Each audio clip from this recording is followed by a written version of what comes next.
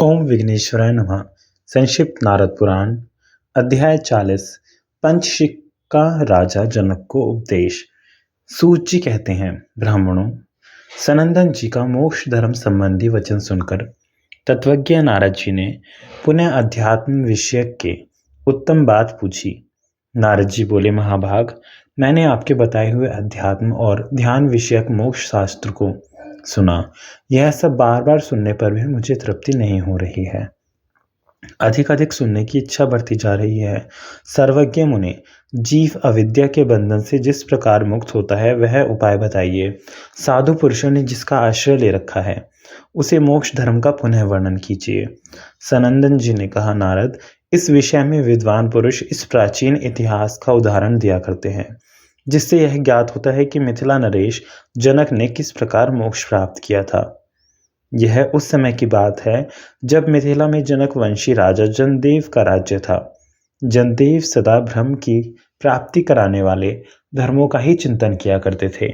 उनके दरबार में 100 आचार्य बराबर रहा करते थे, जो उन्हें भिन्न भिन्न आश्रमों के धर्मों का उपदेश देते रहते थे। इस शरीर को त्याग देने के पश्चात जीव की सत्ता रहती है या नहीं, अथवा देह त्याग के बाद उसका पुनर्जन्म होता है या नहीं, इस विषय में उन आचार्यों का जो सुनिश्चित सिद्धांत था, वे लोग आत्म तत्व के विषय में जैसा विचार उपस्थित करते थे, उससे शास्त्र अनुयायी राजा जनदेव को विशेष संतोष नहीं होता था। एक बार कपिला के पुत्र महामुनि पंचशिक संपूर्ण पृथ्वी की परिक्रमा करते हुए मिथिला में आ पहुंचे। वे संपूर्ण संन्यास धर्मों के ज्ञाता और तत्व ज्ञान के निर्णय में एक सुनिश्चित सिद्धांत के पोषक थे। उनके मन में किसी प्रकार का संदेह नहीं था। वे निर्द्वंद होकर विचरा करते थे। उन्हें ऋषियों में अद्वितीय बताया जाता है भी नहीं गई थी। वे मनुष्य के हृदय में अपने उपदेश द्वारा अत्यंत दुर्लभ सनातन सुख की प्रतिष्ठा करना चाहते थे। सांख्य के विद्वान तो उन्हें साक्षात प्रजापति महर्षि कपिल का ही स्वरूप समझते थे। उन्हें देखकर ऐसा जान पड़ता था मानो सांख्य शास्त्र के प्रवर्तक भगवान कपिल स्वयं पंचशिक के रूप में आकर लोगों को आश्चर्य में डाल रहे हैं। उन्हें आसुरी मुनि का प्रथम शिष्य और चिरंजीवी बताया जाता है। एक समय उन्होंने महर्षि कपिल के मत का अनुसरण करने वाले मुनियों की विशाल मंडली में जाकर सब में अंतर्यामी रूप से स्थित परमार्थ स्वरूप अव्यक्त ब्रह्म के विषय में निवेदन किया था और क्षेत्र तथा क्षेत्रज्ञ का अंतर स्पष्ट रूप से जान लिया था। यही नहीं, जो एकमात्र अक्षर एवं अविनाशी ब्रह्म नाना रूपों में दिखाई देता है, उसका ज्ञान भी आसुरी ने उस मुनि मंडली में प्राप्त किया था।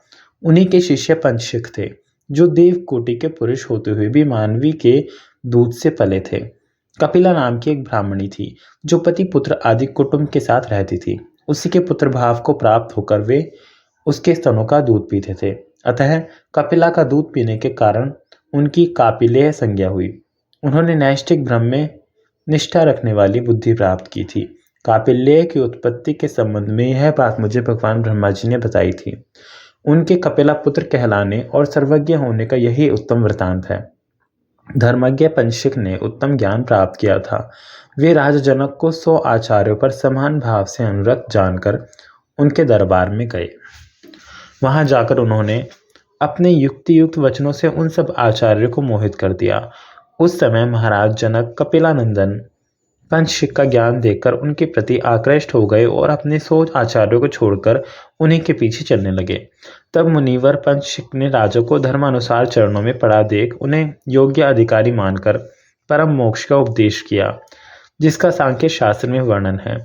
उन्होंने जाति निर्वेद का वर्णन करके कर्म निर्वेद का उपदेश किया। तत्पश्चात सर्व निर्वेद की बात बताई। उन्होंने कहा, जिसके लिए धर्म का आचरण किया जाता है, जो कर्मों के फल का उदय होने पर प्राप्त होता है, वह इहलोक या परलोक का भोग नश्वर है। उस पर आस्था करना उचित नहीं। वह मोहरूप, चंचल और अस्थिर है। कुछ नास्तिक ऐसा कहा करते हैं कि देह रूपी आत्मा का विनाश प्रत्यक्ष देखा जा रहा है। संपूर्ण लोक इसका साक्षी है। फिर भी यदि कोई शास्त्र प्रमाण की ओट लेकर देह से भिन्न आत्मा की सत्ता का प्रतिपादन करता है, तो वह परास्थी है, क्योंकि उसका कथन लोकानुभव के विरुद्ध है। आत्मा के स्वरूप का अभाव हो जाना ही उसकी मृत्यु है। जो लोग मोहवश आत्मा को देह से भिन्न मानते हैं, उनकी वह मान्यता ठीक नहीं है। यदि ऐसी वस्तु का भी अस्तित्व मान लिया जाए जो लोक में संभव नहीं है, अर्थात यदि शास्त्र के आधार पर यह स्वीकार किया जाए कि शरीर से भिन्न कोई अजर अमर आत्मा है जो स्वर्ग आदि लोकों में दिव्य सुख भोगता है, तब तो बंदी लोग जो राजा को अजर अमर कहते हैं उनकी वह बात भी ठीक माननी पड़ेगी। सारांश यह है कि जैसे बंदी लोग आशीर्वाद में उपचारतः राजा को अजर अमर कहते हैं, उसी प्रकार शास्त्र का वह वचन भी औपचारिक ही है। निरोग शरीर को ही अजर अमर और यहाँ के प्रत्यक्ष सुख भोग को ही स्वर्गीय सुख कहा गया है। यदि आत्मा है या नहीं यह संशय उपस्थित होने पर अनुमान से उसके अस्तित्व का साधन किया जाए तो इसके लिए कोई ऐसा ज्ञापक हेतु नहीं उपलब्ध होता जो कहीं व्यभिचरित ना होता हो। फिर किस अनुमान का आश्रय लेकर लोक व्यवहार का निश्चय किया जा सकता है? अनुमान और आगम इन दोनों प्रमाणों का मूल्य प्रत्यक्ष प्रमाण है। आगम या अनुमान यदि प्रत्यक्ष अनुभव के विरुद्ध है तो वह कुछ भी नहीं है, उसकी प्रामाणिकता स्वीकार नहीं की जा सकती। जिस किसी भी अनुमान में ईश्वर, अदृष्ट अथवा नित्य आत्मा की सिद्धि के लिए की हुई भावना भी व्यर्थ है। अतः नास्तिकों के मत में शरीर से भिन्न जीव का अस्तित्व नहीं है। यह बात स्थिर हुई। जैसे वटवृक्ष के बीज में पत्र, पुष्प, फल, मूल तथा त्वचा आदि अंतर्हित होते हैं, जैसे गाय के द्वारा खाई हुई घास में घी, दूध आदि प्रकट हो जाते हैं, तथा जिस प्रकार अनेक औषध द्रव्यों का पाक एवं अधिवासन करने से उसमें नशा पैदा करने वाली शक्ति आ जाती है, उसी प्रकार वीर्य से ही शरीर आदि के साथ चेतनता भी प्रकट होती है। इस नास्तिक मत का खंडन इस प्रकार समझना चाहिए। मरे हुए शरीर में जो चेतनता का अतिक्रमण देखा जाता है वही देहातिरिक्त आत्मा के अस्तित्व में प्रमाण है। यदि चेतनता देह का ही धर्म होता तो मृतक शरीर में भी उसकी उपलब्धि होती। मृत्यु के पश्चात कुछ काल तक शरीर तो रहता है पर उसमें चेतनता नहीं रहती। अतः चेतन आत्मा शरीर से भिन्न है, यह सिद्ध होता है। नास्तिक भी रोग आदि निवृत्ति के लिए मंत्र जप तथा तांत्रिक पद्धति से देवता आदि की आराधना करते हैं। वह देवता क्या है? यदि पांच भौतिक है तो घट आदि की भांति उसका दर्शन होना चाहिए, और यदि वह भौतिक पदार्थों से भिन्न है तो चेतन की सत्ता स्वतः सिद्ध हो गई। अतः देह से भिन्न आत्मा है, यह प्रत्यक्ष अनुभव से सिद्ध हो जाता है, और देह ही आत्मा है, यह प्रत्यक्ष अनुभव के विरुद्ध जान पड़ता है। यदि शरीर की मृत्यु के साथ आत्मा की भी मृत्यु मान ली जाए तब तो उसके किए हुए कर्मों का भी नाश मानना पड़ेगा। फिर तो उसके शुभाशुभ कर्मों का फल भोगने वाला कोई नहीं रह जाएगा, और देह की उत्पत्ति में अकृताभ्यागम बिना किए हुए कर्म का ही भोग प्राप्त हुआ ऐसा मानने का प्रसंग उपस्थित होगा। ये सब प्रमाण यह सिद्ध करते हैं कि देह रिक्त चेतन आत्मा की सत्ता अवश्य है। नास्तिकों की ओर से जो हेतुभूत दृष्टांत दिए गए हैं वे मूर्त पदार्थ हैं। मूर्त जड़ पदार्थ से मूर्त जड़ पदार्थ की ही उत्पत्ति होती है, यही उनके द्वारा सिद्ध होता है। जैसे काष्ठ से अग्नि की उत्पत्ति आदि पंचभूतों से आत्मा की उत्पत्ति भी भांति यदि मूर्त से अमूर्त की उत्पत्ति मानी जाए तो पृथ्वी आदि मूर्त भूतों से अमूर्त आकाश की भी उत्पत्ति स्वीकार करनी पड़ेगी, जो असंभव है। अतः स्थूल भूतों के संयोग से अमूर्त चेतन आत्मा की उत्पत्ति सर्वथा असंभव है। आत्मा की सत्ता ना मानने पर लोक यात्रा का निर्वाह नहीं होगा। दान धर्म के फल की प्राप्ति के लिए कोई आस्था नहीं रहेगी, क्योंकि वैदिक शब्द तथा लौकिक व्यवहार सब आत्मा को ही सुख देने के लिए है। इस प्रकार मन में अनेक प्रकार के तर्क उठते हैं, और उन तर्कों तथा युक्तियों से आत्मा की सत्ता या असत्ता का निर्धारण कुछ भी होता नहीं दिखाई देता। इस प्रकार विचार करते हुए भिन्न भिन्न मतों की ओर दौड़ने वाले लोगों की बुद्धि कहीं एक जगह प्रवेश करती है और वहीं वृक्ष की भांति जड़ जमाए जीर्ण हो जाती है। इस प्रकार अर्थ और अनर्थ से सभी प्राणी दुखी रहते हैं, केवल शास्त्र ही उन्हें खींचकर राह पर लाते हैं। ठीक उसी तरह जैसे महावत हाथी पर अंकुश रखकर उन्हें काबू में किए रहते हैं, बहुत से शुष्क हृदय वाले लोग ऐसे विषयों की लिप्सा रखते हैं जो अत्यंत सुखदायक हो, किंतु इस लिप्सा में उन्हें भारी से भारी दुखों का ही सामना करना पड़ता है, और अंत में वे भोगों को छोड़कर मृत्यु के ग्रास बन जाते हैं, जो एक दिन नष्ट होने वाला है, जिसके जीवन का कुछ ठिकाना नहीं। ऐसे अनित्य शरीर को पाकर इन बंधु बांधवों तथा स्त्री पुत्र आदि से क्या लाभ है। यह सोचकर जो मनुष्य इन सबको क्षण भर में वैराग्य पूर्वक त्याग कर चल देता है, उसे मृत्यु के बाद फिर जन्म नहीं लेना पड़ता। पृथ्वी, आकाश, जल, अग्नि और वायु ये सदा शरीर की रक्षा करते रहते हैं। इस बात को अच्छी तरह समझ लेने पर इसके प्रति आसक्ति कैसे हो सकती है जो एक दिन मृत्यु के मुख में पड़ने वाला है। ऐसे शरीर से सुख। पंचशिख ने फिर कहा, राजन, अब मैं उस परम उत्तम सांख्य शास्त्र का वर्णन करता हूँ जिसका नाम है सम्यंग मन, मन को संदेह रहित करने वाला। उसमें त्याग की प्रधानता है। तुम ध्यान देकर सुनो, उसका उपदेश तुम्हारे मोक्ष में सहायक होगा। जो लोग मुक्ति के लिए प्रयत्नशील हों, उन सबको चाहिए कि संपूर्ण सकाम कर्मों का और धन आदि का भी त्याग करें। जो त्याग किए बिना व्यर्थ ही विनीत शम दम आदि साधनों में तत्पर होने का झूठा दावा करते हैं, उन्हें दुख देने वाले अविद्या रूप क्लेश प्राप्त होते रहते हैं।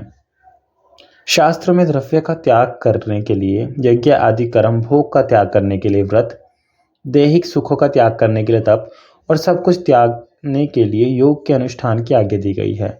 यही त्याग की सीमा है। सर्वस्व त्याग का यह एकमात्र मार्ग ही दुखों से छुटकारा पाने के लिए उत्तम बताया गया है। इसका आश्रय ना लेने वालों को दुर्गति भोगनी पड़ती है। छठे मन सहित 5 ज्ञानेंद्रियां बताई गई हैं, जिसकी स्थिति बुद्धि में है। इसका वर्णन करके 5 कर्मेंद्रियों का निरूपण करता हूं। दोनों हाथ काम करने वाली इंद्रियां हैं। दोनों पैर चलने फिरने का कार्य करने वाली इंद्रियां हैं। लिंग मैथुन जनक सुख और संतान उत्पादन आदि के लिए है। गूदा नामक इंद्रिय का कार्य मल त्याग करना है। वाक इंद्रिय शब्द विशेष का उच्चारण करने के लिए है। मन को इन 5 से संयुक्त माना गया है।